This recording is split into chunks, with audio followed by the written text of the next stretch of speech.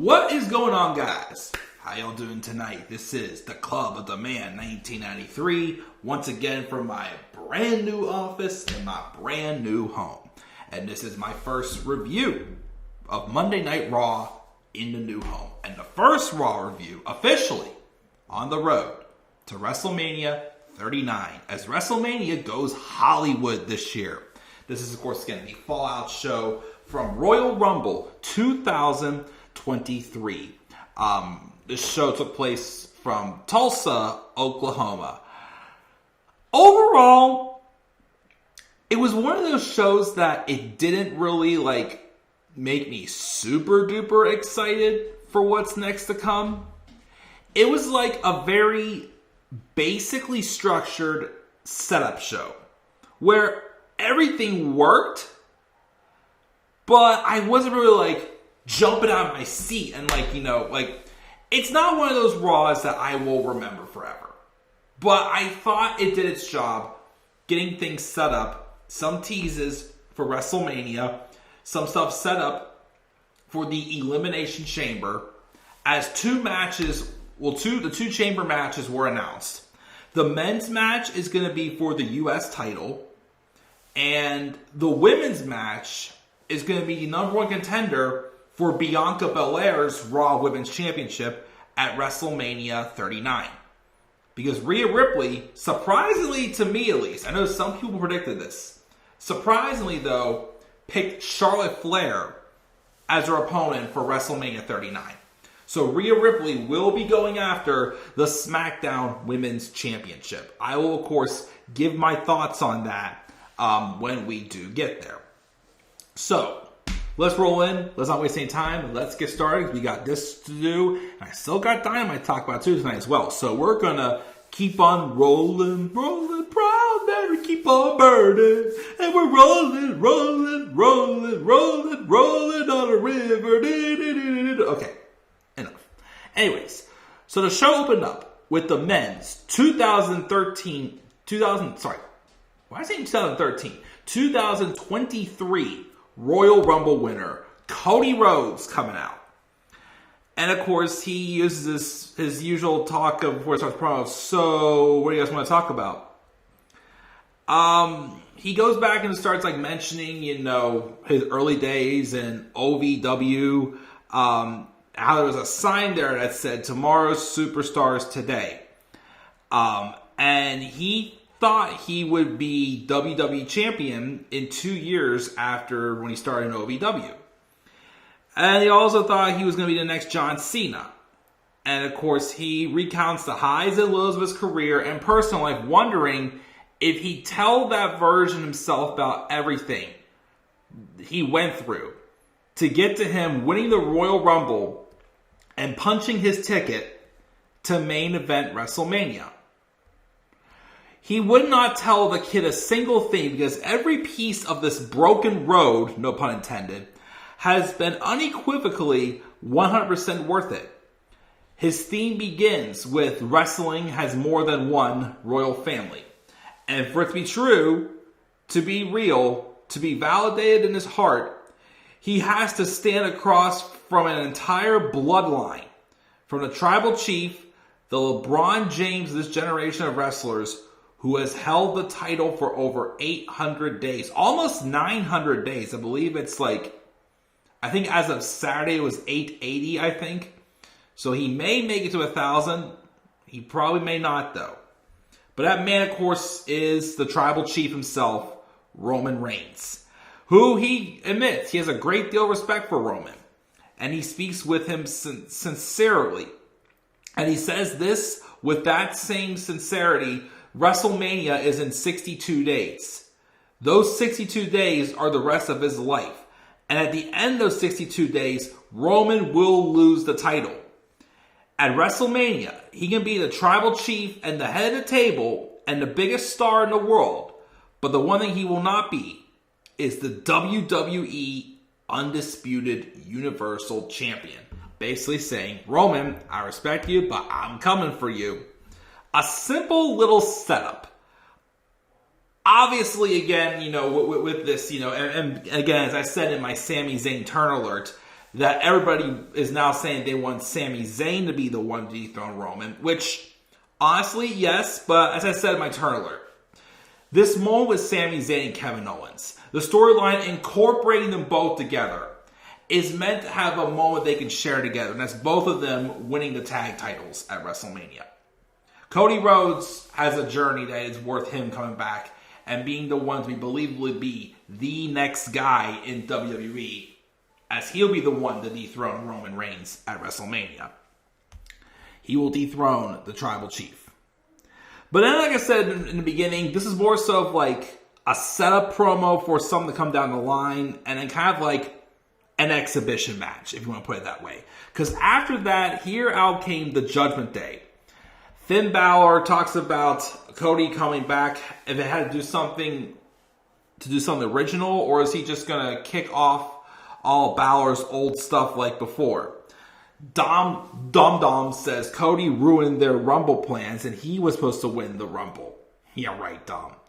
They talk about Rey Mysterio's disappearance, and Dom accuses Cody of ruining his moment. But if he'd done that in prison, he would have gotten got. Dom again just emphasizing prison again when he was only in there for like 30 minutes. It's just hilarious. You would be standing here right now.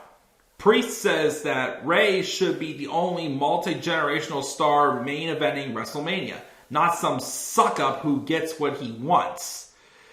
That's not entirely false. But, you know, Dom says how Cody owes him. He owes him an apology for ruining his moment. But Cody's like, hold up.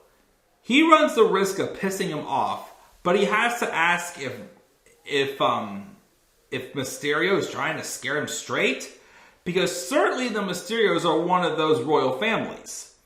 Dom tells him he doesn't respect his own father. He doesn't even respect Dusty Rhodes. Cody asks the crowd if he should play it safe so close to WrestleMania, or should he kick somebody's ass tonight? So he listens to the crowd and he challenges any member of the Judgment Day to a match. And then they start showing graphics for the qualifying matches for the men's elimination chamber. But then Edge, just after all this is shown, comes out and he just jumps the Judgment Day and brawls. And Cody Rhodes joins in as well as set up for his match later on tonight, which he would wrestle Finn Balor in the main event. And then we had the first of our chamber qualifying matches. It was Seth Rollins versus Chad Gable. My gosh, if Chad Gable was still like, you know, if he didn't have like the mojo on him that Vince had, again, like, he's been entertaining, but again, he's not still out of the hole yet. But Seth Rollins and Chad Gable, despite the fact that Gable still is kind of like, you know, lingering a little bit, they still had a very, very good match.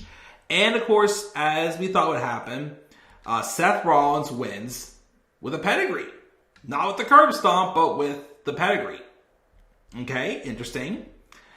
The next match we had was a match with Candice LeRae and Io Sky.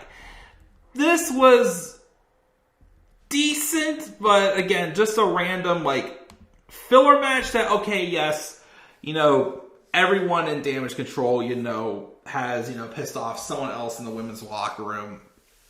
But as I keep saying, said and done, and a lot of us keep saying, they haven't really booked Damage Control right. So, yeah, watching this match, I'm like, these two, the match was decent, but I'm like, these two have had so much better matches in NXT. Again, my favorite match between these two would definitely have to be that, no holds barred, or was just a street fight? Like, it was a street fight or no holds barred match they had. They had it at, or even a no DQ match. I can't remember which stipulation it was. They're all similar. But they had it at TakeOver Toronto in 2019. Which was an awesome match for sure. This was right after Io had turned heel. And Candice LeRae was basically playing replacement for Kairi Sane. Because that match at TakeOver Toronto was originally supposed to be Io, well, at the time Io Shirai, but Io Sky versus Kairi Sane.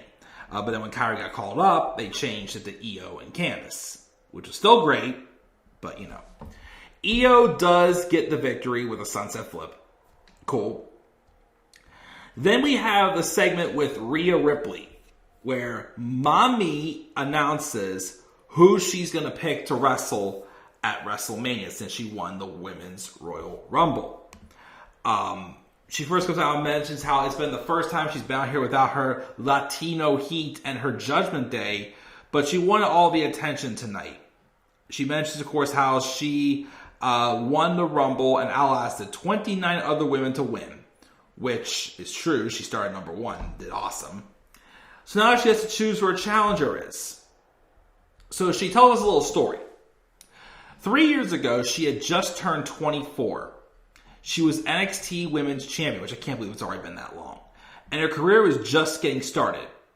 So she challenged Rumble winner Charlotte Flair to a match for the NXT Women's Championship at WrestleMania.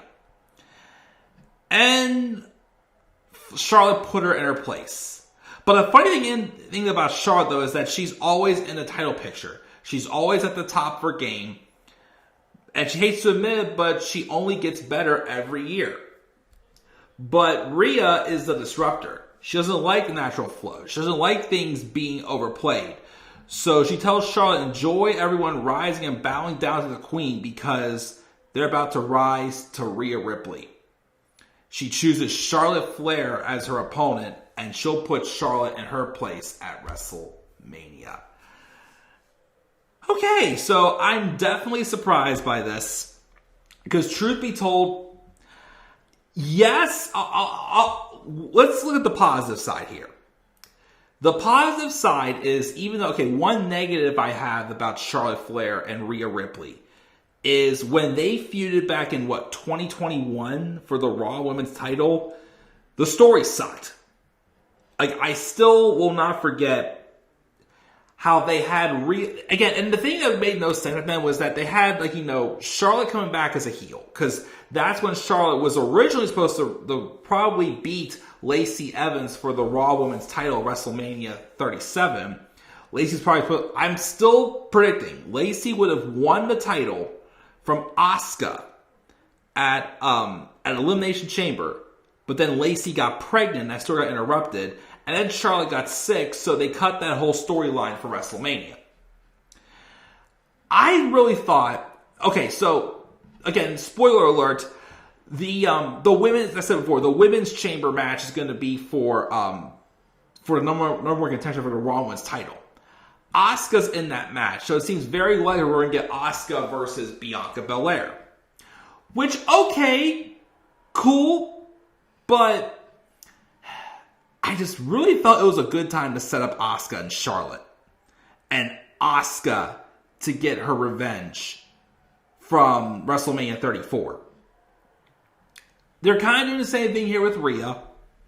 I get it. I don't know, though.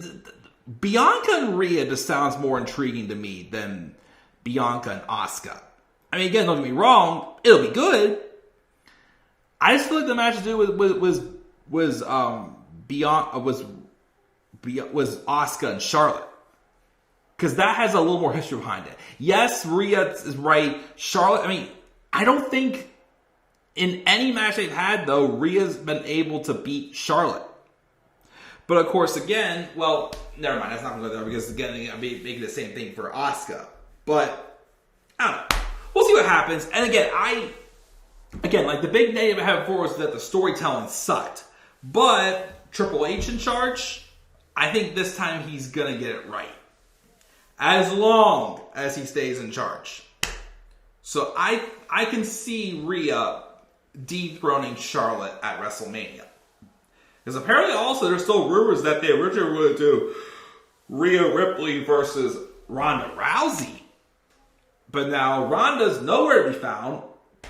She hasn't been seen since she dropped the SmackDown Women's title. So, yeah, I don't know what's going on with Ronda. I still would say still do Becky versus Ronda with no title on the line. But what do I know? So we got that. Seth Rollins being interviewed backstage. First, of course, they were talking about how he's going to the Chamber. He's going to take back the U.S. title. But then, of course, he was asked a question about Logan Paul eliminating him at the Rumble. And Rollins wanted nothing to do with that. And he just walked away. kind of don't blame you. But yeah, we're getting Logan Paul versus Seth Rollins at WrestleMania. Again, as I said, if it wasn't so much for Logan Paul being like sued and being like investigated currently for scamming some fans, I forgot what the whole thing is, I keep hearing it, I'd be a little more excited for this match, but it's bothering me that they're doing this when he's kind of being investigated. Because I remember a few months ago, when Seth Rollins was U.S. champion, they did have, I did have this theory where I'd be okay with Logan Paul winning the U.S. title from Seth Rollins at WrestleMania. I still think the match would be good, don't get me wrong, because again, Logan Paul has proven he can wrestle, but just personally, I don't like the guy. And I don't like that he's being given still somewhat of a spotlight while he's being investigated. But that was a tease. We had another Chamber qualifying match. Johnny Gargano and Baron Corbin. Match was what it was. Again, Johnny and Corbin. Corbin has no good chemistry with anybody, we don't know. But Johnny wins. He'll be in the Chamber, which will be awesome to see him be in the Chamber. Some nice fresh faces getting in there. Then we have a VIP lounge segment, which of course was a little odd, getting confusing. You gotta stop reading the internet, because MVP has Austin Theory as his special guest. MVP tells him to make himself comfortable, and Theory is very impressed with the VIP lounge. He talked about watching the VIP lounge when he was a kid, and he's here to help make MVP relevant. Reinvented to make it relevant. Think about this. The VIP lounge presents ATL. Austin Theory Live. Or better yet, just Austin Theory Live. MVP admits it has a ring to it, but classics never go out of style. Theory, though, tries to claim that he's a classic, but MVP says, you're too young. And he then asks him where his head is going at the Elimination Chamber. And Theory takes offense because he got behind Bobby Lashley in that last week. MVP says he knows Lashley can beat Theory. And Theory backs off to talk about Chamber. It's grueling and hard to survive. Basically saying how he almost survived last year, but he dealt with a big vicious F5 from Brock Lesnar off the top of the Chamber. The only good thing I remember about that Chamber match, last year's Chamber show was not that good. It really wasn't that good at all. But basically, he thinks he has enough experience. But then MVP basically just continues to get into Theory's head, and Theory, is getting upset. And then eventually Bobby Lashley comes out, and Theory's like, no. The MVP tries to back him off, and then Bobby Lashley beats up Austin Theory, but then when he goes to spear him, he accidentally spears MVP. So again, I can't remember. Is Bobby Lashley going to get a qualifying match to be in this Chamber match for the U.S. title? Even though at this point, again, let's just be real, Bobby Lashley's too big for the U.S. title. He should be in the main event scene again. He very well could have a match with Roman Reigns for the Undisputed Championship, as he should. I don't know. Again, the dynamic again is with Bobby Lashley is just so weird. Again, ever since this, again, it's not been horrible, but it's just like, I'm hearing the rumors they want to turn him heel. They're teasing a Hurt Business reunion. Okay, are they face or heel? It's a little bit confusing. But this was what it was. Finn Balor has an interview with Byron Saxton. Finn tells Byron to tell Edge he's not hard to find, and he works Mondays. As for Cody, he's been stealing from him for years, so tonight he's going to trounce and get trounced, and Balor is coming to collect. We had The Miz coming out, he complains about being disrespected at Raw 30, and everybody, of course, was telling him how he was the first person to be eliminated. He's also upset he didn't get an Elimination Chamber qualifying match, and he won't leave this ring until he gets the opportunity he deserves. Adam Pearce comes out, and since he's lucky for Miz, he's got a guy been beating down his door all night for opportunity. He's the newest member of the Raw roster, and he's no one else other than Rick Boogs. Yep, Rick Boogs came back after being gone for, 9 months since he hurt his knee at Mania last year in his tag title match when he teamed with Shinsuke Nakamura versus The Miz. Guess that means no more Shinsuke Nakamura and Rick Boogs, which sucks. I did like that pairing as a team, but whatever. Maybe they'll bring Shinsuke over to Raw and reunite them, maybe. Who knows? I don't know. Because what is Shinsuke even doing on SmackDown anyways? Nothing. Absolutely nothing. But he comes out, he does his air guitar, he has a match, and Boogs pretty much squashed him with a military press world's largest slam, so, okay. We also have Alpha Academy walking past Maximum Male Models. What are they doing on Raw? I don't know. But they call Otis disgusting and grotesque, but Maxime Dupree says he's perfect, so does that mean they're going to recruit him from Alpha Academy? I don't know, but I guess they're on Raw now? Who knows? I don't know.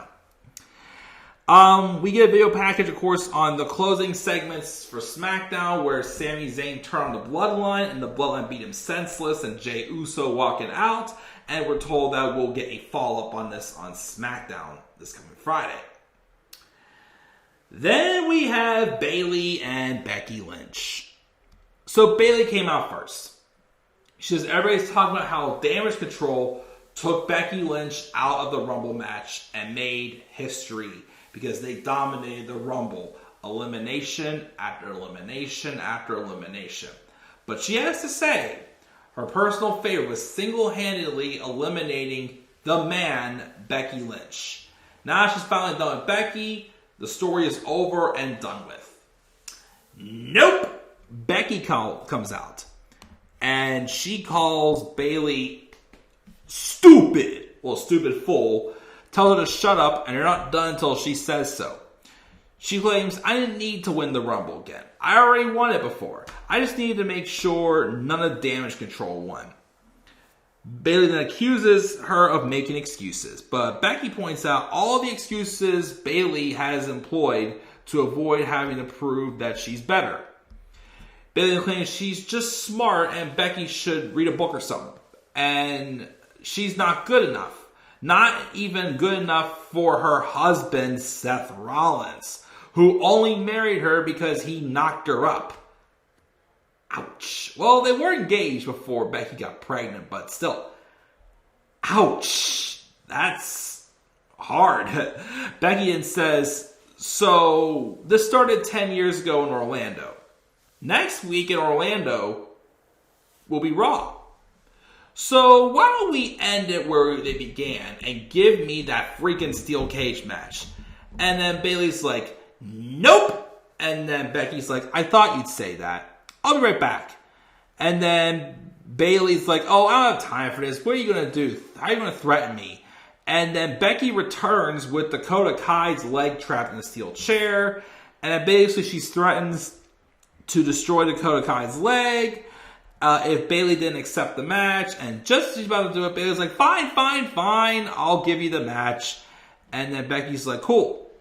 You can bring your friends next week, but just so you know, you may want to check on Io in the back. So I'm pretty sure Becky took out Io in the back. So that match is happening next week. We'll see what it does. We'll see.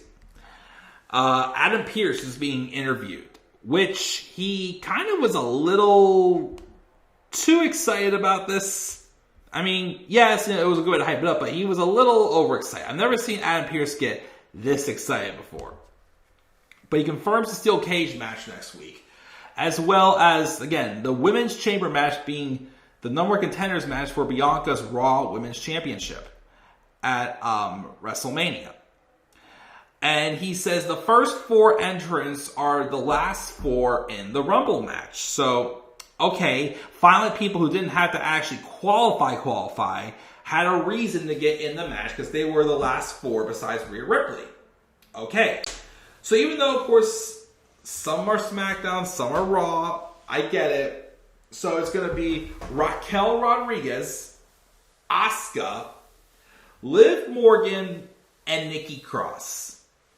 The other 2 will be set by qualifying matches, with the first being a fatal 4-way on next week's show. It'll be Candice LeRae versus Mia Yim versus Piper Niven, not Doudrop, Piper Niven, and a returning Carmella. Cool, Carmella's coming back. Don't know why she wasn't in the Rumble, but nice to see her back, especially after everything she's gone through with the 2 miscarriages she's had since Mania last year. I feel so bad that happened with her, but you know, she had a segment here shortly. She seemed well, seemed doing happy, but I hope she's doing well, because I cannot even imagine how traumatizing it was for her to deal with all that. But after he hypes that up, then we get Chelsea Green rolling up. Now, I've heard the rumors that Chelsea Green's character, when she comes back to WWE, is going to be a Karen.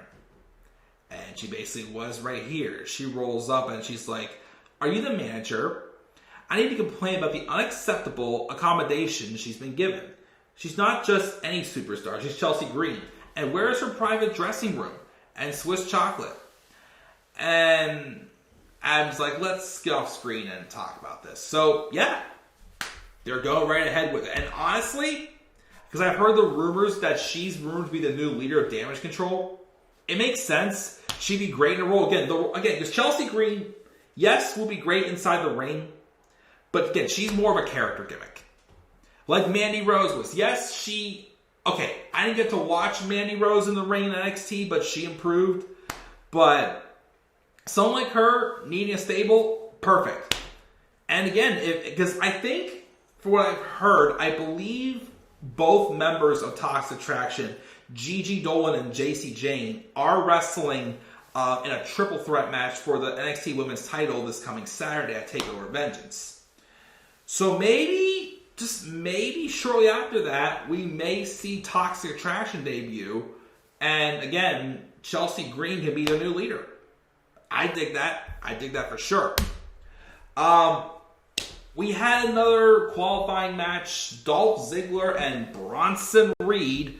But before that, we get an interview from earlier where Mustafa Ali again complains about Ziggler again getting yet another shot, which I do agree. How does Dolph Ziggler get booked like a freaking jobber and then gets opportunities? Where Ali, loses probably just as many matches as Dolph Ziggler, yet he gets no opportunities. So I get you, Ali. I really do. But Dolph Ziggler and Bronson Reed had a good match, but Bronson just dominated again. He won with the 747 splash, also called a tsunami, and he's going to be in the chamber. That excites me for sure. Again, I really can't wait to see what they do with Bronson Reed. We have Carmella then being interviewed, talking about how she's going to win a spot in a chamber match. And she also talks about, basically, she seems to be going back to her Princess of Staten Island, because she mentioned herself being the Princess of Staten Island, except probably still as a heel. And then, of course, Asuka rolls up and basically stares down Carmella. And Carmella's like, "I'm not scared of you." But then Asuka smiles and laughs, and blue mist starts to drip out of her mouth. Again, she has revamped back to her evil clown Kana days. We also get a recap of Rick Boogs' injury at WrestleMania last year and his return tonight. Boogs is hanging out at the Street Profits where he's being interviewed, saying it feels like he's climbing a mountain in a loincloth and wants to scream at the top of his lungs. So he does. Being back in front of the WWE is electric, like riding the lightning, and he's back. And then Street Profits put him over, but Elias is here, and he poo-poos Boogs' guitar playing and says he can shred, but he's got no soul. But with a little guidance. And then we're informed that next week the Street Profits will have their own opportunities to get into the chamber, with Angelo Dawkins taking on Damian Priest.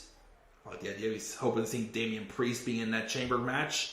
And Montez Ford will have a match with Elias. And Elias is like, "Okay, I'm an American icon. like Elvis or Johnny Cash. And he's going to be the next U.S. champion. But then Dawkins tells him, not so fast, because actually he's going to win.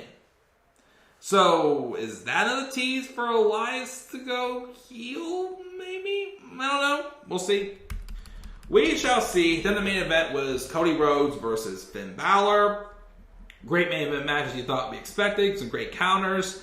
Of course, Edge did come out towards the end and jump the barricade and fight off Damian Priest and Dominic Mysterio. And then, of course, he eventually led to Cody Rhodes winning with the Crossroads, hitting 3 in total. It still bothers me, though, that Cody Rhodes has to hit his finisher 3 times to beat everyone. Because he did that with Seth Rollins. Now he's doing it here with Finn Balor. Not that saying Finn Balor is not worthy of being booked strong, but if everybody's kicking out of the Crossroads after 1, then what's even special about the move, you know? But afterwards, of course, Dominic checks on Rhea as Cody stands tall, and that's the end of the show. So, as I said, it was more so like a good setup show. Like Cody Rhodes being set up to fight in the main event of WrestleMania. Rhea Ripley fighting Charlotte at WrestleMania. We got chamber qualifying matches. Cool. But other than that, it was kind of like a setup show and like an exhibition match, if you want to put it that way. It was solid. Like I said, it didn't harm anything, but it wasn't like the most like, oh my gosh show of the year, I thought. I gave it a B-. A B- for Raw this week. We'll see, of course, what happens. We continue on the road to Elimination Chamber and then WrestleMania 39. When WrestleMania goes Hollywood. So, guys, that is my thoughts on the January 30th edition of Monday Night Raw. Gave it a B-. What are your guys' thoughts on this episode of Raw? Make sure you guys, again, leave your thoughts down in the comments section below.